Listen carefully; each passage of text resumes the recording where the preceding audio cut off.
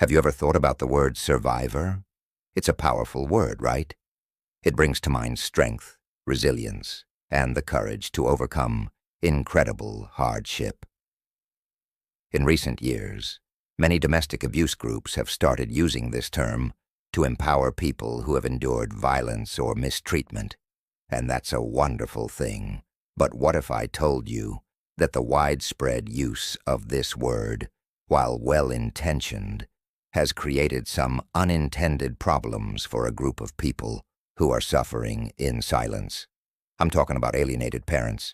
These are parents who face the heart-wrenching reality of being cut off from their own children, not by choice, but due to a process called parental alienation.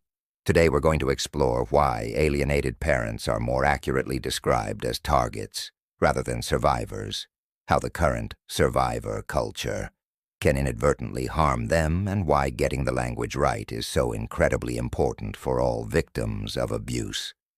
First, let's make sure we're on the same page. What is parental alienation?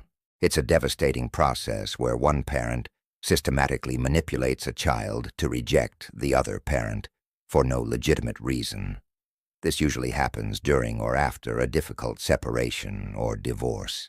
The alienated parent is left isolated, confused, and emotionally shattered.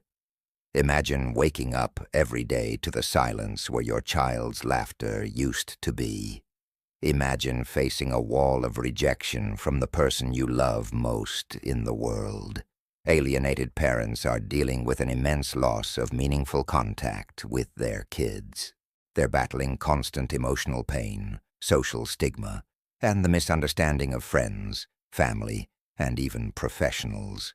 And on top of all that, they're often trapped in exhausting and expensive legal battles. Unlike the visible scars of physical abuse, their pain is invisible. It's a quiet suffering that society often dismisses or simply doesn't understand. This brings us to the core of our conversation: why alienated parents are targets, not survivors. The term survivor implies that the trauma is in the past, that the person has overcome it. But for an alienated parent, the harm isn't over. It's happening right now. It's a continuous, deliberate attack designed to destroy the most precious relationship in their life.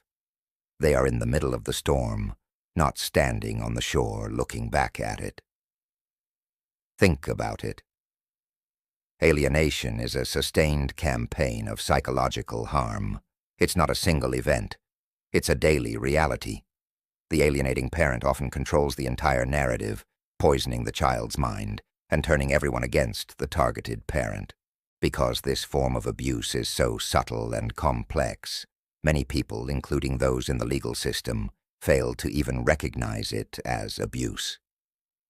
The courts can struggle to identify what's happening, which only prolongs the parent's suffering. So when we call an alienated parent a survivor, it can feel dismissive. It unintentionally minimizes their ongoing pain and suggests they should just get over it when the abuse is still very much active. They are targets, caught in the crosshairs of a deeply damaging psychological war. Now let's talk about how the term survivor is sometimes misused. Originally, it was meant to honor people who had lived through and recovered from severe trauma, like intense domestic violence, sexual assault, or the horrors of war. It's a term of respect for their journey to healing. However, in some circles, survivor has become a casual label for anyone who has faced any kind of conflict or hardship. When a word with such a specific and powerful meaning gets diluted, it causes problems. Firstly, it diminishes the significance for those who have truly endured and overcome the most severe forms of abuse. Secondly, and just as importantly, it can exclude people who are still being victimized. If support groups are only focused on celebrating survivors, what happens to the targets who are still in the thick of it? People like alienated parents can feel invalidated and left out, as if their current suffering doesn't count.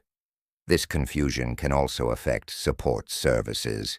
Agencies might prioritize funding and resources for survivors, leaving those who are currently experiencing abuse without the urgent help they need.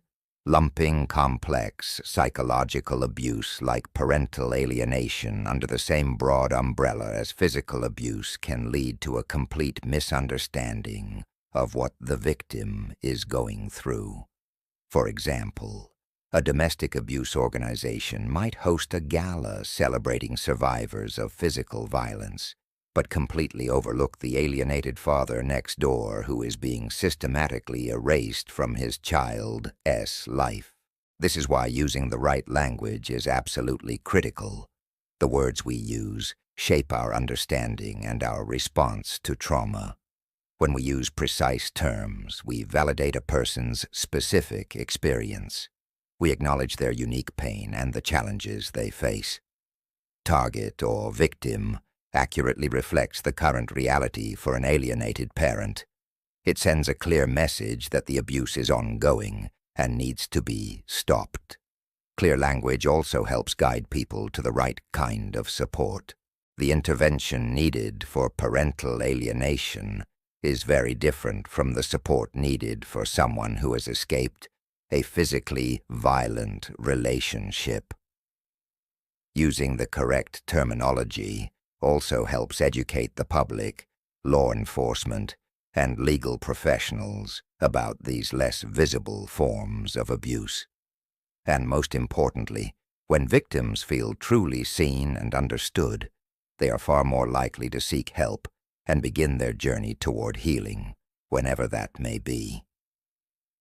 Let's look at a few real-world examples of how this misunderstanding plays out.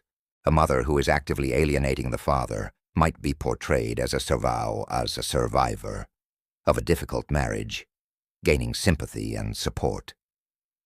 Meanwhile, the father, the actual target of ongoing emotional abuse, is ignored, or even worse, blamed. A support group focused on survivors might turn away an alienated parent because their story doesn't fit the expected narrative of physical violence. A judge might fail to act on an alienation claim because the language used in court doesn't adequately capture the severity and ongoing nature of the harm being done to both the parent and the child. These examples show just how much power our words hold. So how can we move toward greater clarity and compassion? It starts with a shift in perspective.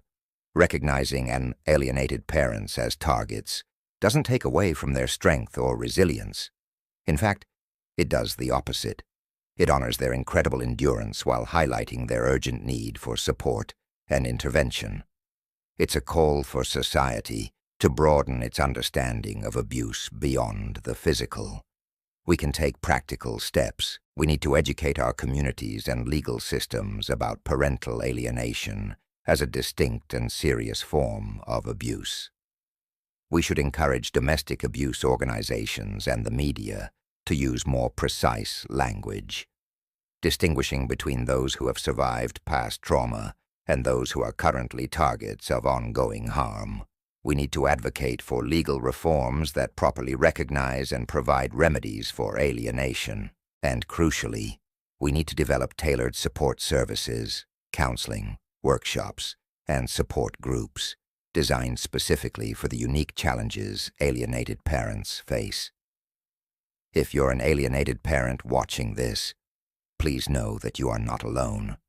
Your pain is real, and it is valid.